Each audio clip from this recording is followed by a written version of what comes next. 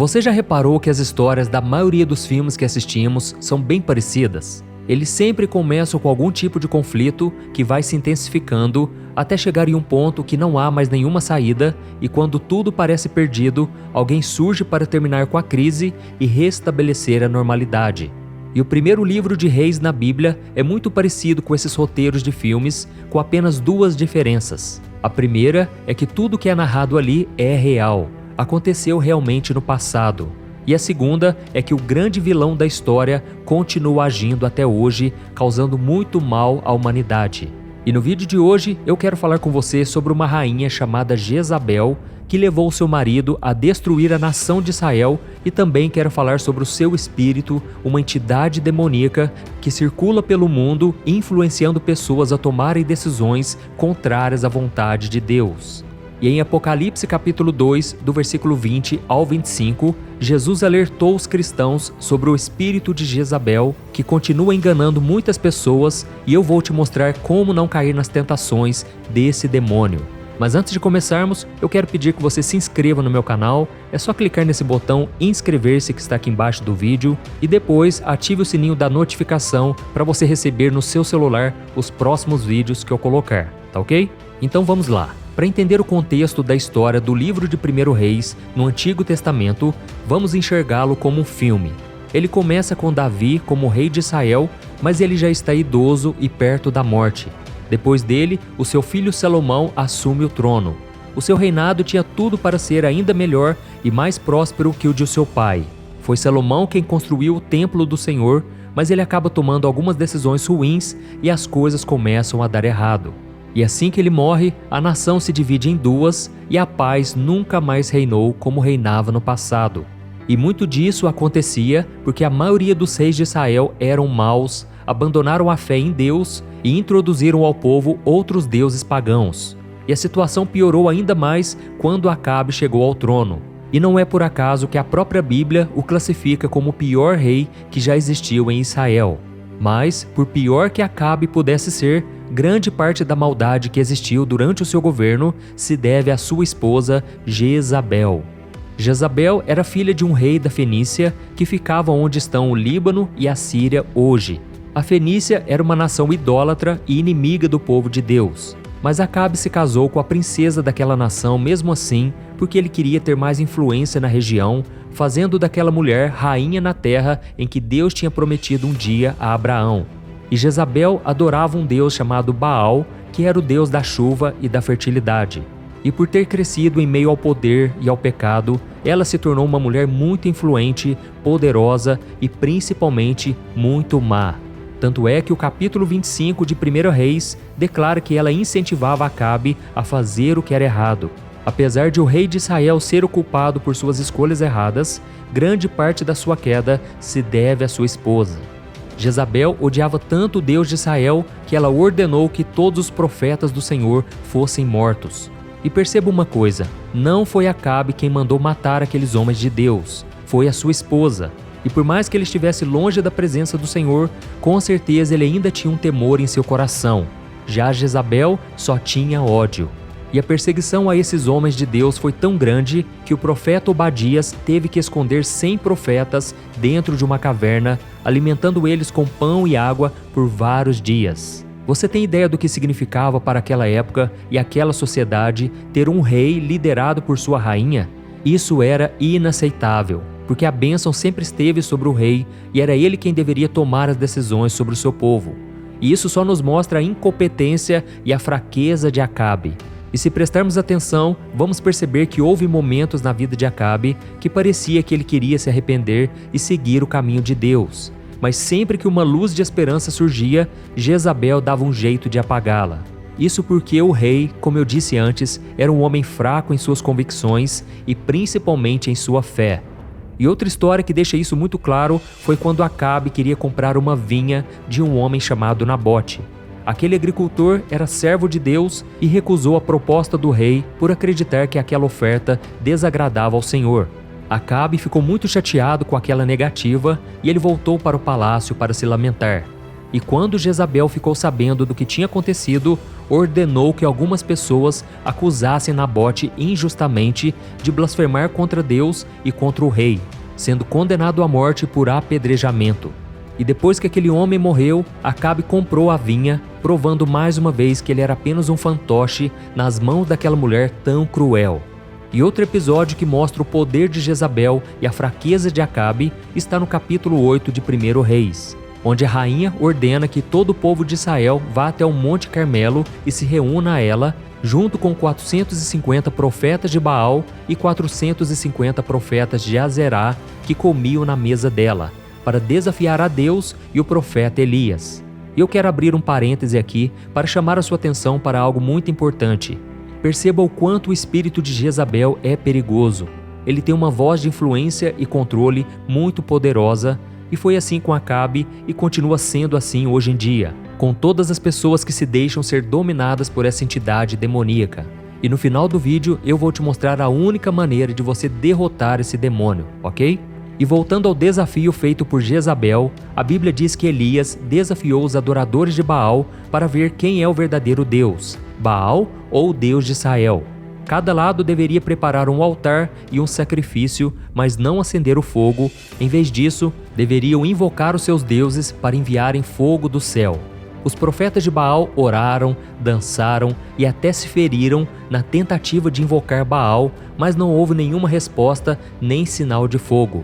Depois, Elias construiu um altar com 12 pedras, simbolizando as 12 tribos de Israel, colocou o sacrifício sobre ele e depois mandou que o altar e o sacrifício fossem molhados com muita água. E então ele orou ao Deus de Israel e em resposta o Senhor enviou fogo do céu que consumiu o sacrifício, a água e até mesmo as pedras do altar. E assim, com uma única oração de Elias, o Senhor expôs os deuses falsos à nação de Israel, provando que ele era o único e verdadeiro Deus. E em seguida, Elias ordenou que os profetas de Baal fossem capturados e mortos. E então, ele profetizou que a rainha Jezabel teria uma morte terrível, o que deixou ela muito furiosa, ameaçando matar o profeta e fazendo com que ele fugisse. E o tempo passou, Deus cuidou de Elias e a profecia sobre o fim de Jezabel acabou sendo cumprida. Ela foi jogada pela janela pelos seus servos e pisoteada por cavalos. Depois de morta, o seu corpo foi devorado por cães. Ela teve a chance de se arrepender depois de ver o resultado do desafio e ouvir a profecia da sua morte, mas ela escolheu continuar no caminho das trevas. E por mais que Jezabel já tenha morrido há tanto tempo e tenha sido esquecida por muitos, o seu espírito permanece vivo neste mundo e se manifesta no comportamento e nas ações de muitos de nós. E Deus tocou o meu coração para trazer essa palavra para você hoje, porque Ele quer te alertar para o tipo de pessoa que você tem se cercado. Quando nós andamos com pessoas más, provavelmente tomaremos decisões más. A influência dessas pessoas podem te manipular a fazer coisas que desagradam a Deus, tiram você do caminho dele e te levam a pecar. E foi por isso que o apóstolo Paulo nos deu o seguinte alerta: não se ponham em julgo desigual com os descrentes. Como pode a justiça ser parceira da maldade? Como pode a luz conviver com as trevas? Que harmonia pode haver entre Cristo e o diabo? Como alguém que crê pode se ligar a quem não crê? Olha isso, irmão, você precisa ter cuidado com quem você permite entrar na sua vida. E isso vai desde uma amizade até um casamento, porque se você fizer isso, é muito provável que o seu cônjuge te leve para longe de Cristo. Mas que fique bem claro aqui que eu não estou incentivando um cristão que já se casou com um incrédulo a se separar. A Bíblia diz que nós devemos orar, crer que Deus pode mudar todas as coisas e não simplesmente desistir. Mas eu quero te dizer que você precisa estar muito próximo de Deus para não permitir que nada e ninguém te separe dele, assim como Jezabel fez com Acabe. E muitas vezes as pessoas associam o espírito de Jezabel ao sexo, à sedução e à promiscuidade. E isso também está correto, e eu já fiz um vídeo aqui no meu canal falando sobre isso. Mas eu acredito que esses são apenas alguns dos frutos dessa entidade satânica. E eu creio que existem 3 poderes principais desse espírito, e eu vou te mostrar quais são eles. O primeiro poder, o controle. Essa entidade é controladora, manipuladora, ela aprisiona as pessoas. E diferente do que muita gente possa pensar, ela não tem gênero. Não é porque se trata de um espírito que tem nome de mulher que não possa se apossar da vida de homens também. E se você olhar ao longo da sua vida, geralmente são as pessoas sedentas por poder ou muito controladoras que acabam sendo possuídas por esse espírito e assim geram muita confusão e acabam sendo muito prejudiciais e desagradáveis. Vamos usar como exemplo os conflitos nas igrejas. Na grande maioria dos casos, eles acontecem por causa do controle. É pastor versus presbíteros, ministério de louvor contra diáconos e por aí vai. Isso é o espírito de Jezabel, que também tem habitado no lar de muitas famílias, inclusive cristãs. E não são poucos os casos de casais que me procuram pedindo ajuda por causa da briga pelo controle. E se isso é uma realidade dentro da sua casa, ore a Deus pedindo por mudança hoje mesmo, porque esse espírito maligno quer destruir o seu lar e a sua família. E mais uma coisa importante, não queira controlar o seu cônjuge, seus filhos, seus funcionários, colegas de trabalho ou qualquer outra pessoa que faça parte do seu círculo de relacionamentos, porque isso não vem de Deus. Por acaso, o Senhor te obriga a fazer alguma coisa? Ele exige que você o ame e o sirva? Não, Deus não te força a fazer nada. Ele quer que você seja salvo, mas Ele não te obrigará. Jesus disse que está à sua porta e bate, e Ele só entrará na sua vida se você permitir. Cristo jamais vai exigir que você o receba e o aceite. E o segundo poder, a religiosidade. A história de Jezabel também serve para nos alertar sobre pessoas que têm um espírito religioso. Então tome muito cuidado com quem vive falando que é de Deus, que vive dentro da igreja, mas que não tem um relacionamento íntimo e verdadeiro com Ele.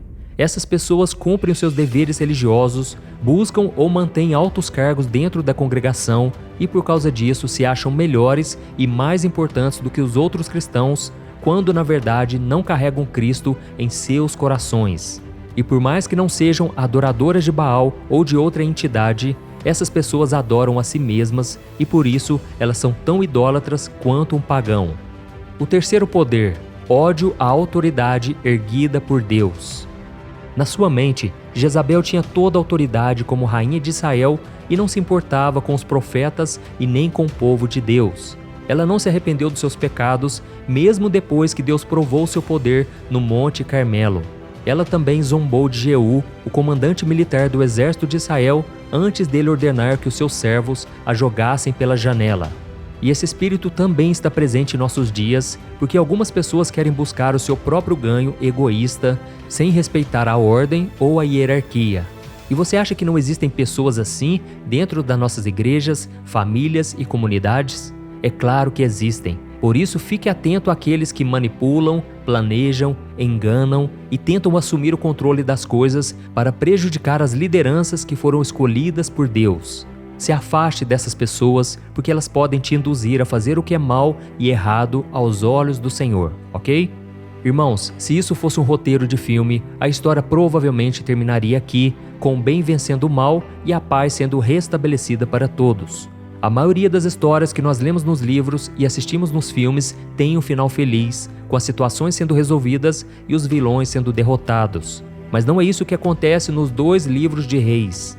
Isso porque, de tempos em tempos, surgia um rei que seria guiado por Deus para cuidar de Israel, mas, por algum motivo, esse líder se desviava do caminho e o mal se fortalecia. Na verdade, esses livros da Bíblia terminam mal, com muitos judeus sendo levados como escravos por nações vizinhas, incluindo a terra do povo de Jezabel. E quase 3.000 anos depois do fim do reinado de Jezabel, e essa história ainda não terminou. Como vimos, o seu espírito ainda exerce muito poder e prejudica muitas pessoas neste mundo. Mas existe uma promessa de final feliz. O dia em que Jesus voltar e estabelecer o seu reino, enviando Satanás e seus demônios para o lugar que foi criado para eles, o lago de fogo do inferno. O espírito de Jezabel é forte e pode fazer muitos estragos em nossas vidas, mas o Espírito Santo de Deus é muito mais poderoso e se você o tiver em seu coração, será capaz de reconhecer as características dessa entidade maligna e saber como lidar com as pessoas que estão sendo usadas por ele. Por isso, ore para que o Senhor te guie com seu Espírito Santo em todos os momentos da sua vida. Amém? Eu sou o pastor Antônio Júnior. Se você gostou dessa mensagem, compartilhe com o maior número de pessoas e eu te espero no próximo vídeo. Que Deus te abençoe poderosamente. Um grande abraço.